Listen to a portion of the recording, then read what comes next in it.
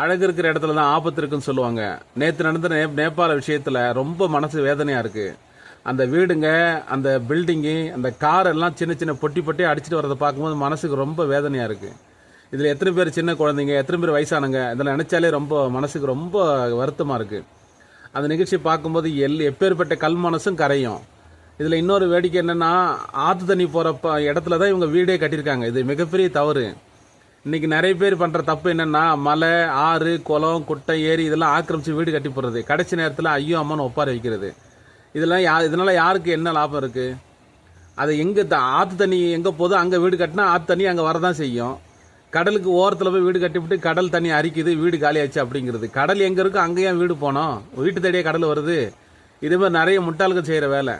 இருந்தாலும் டிவியில் பார்க்கும்போது யாரா இருந்தாலும் அந்த கண்களை தான் செய்வாங்க. நானும் கண் கலங்கிட்டேன், நீங்களும் கண் கலங்கி இருப்பீங்க. ஸோ நேற்று நடந்த அந்த இன்சிடென்ட்டுக்காக நான் என்னோட வருத்தத்தை தெரிவிச்சுக்கிறேன்.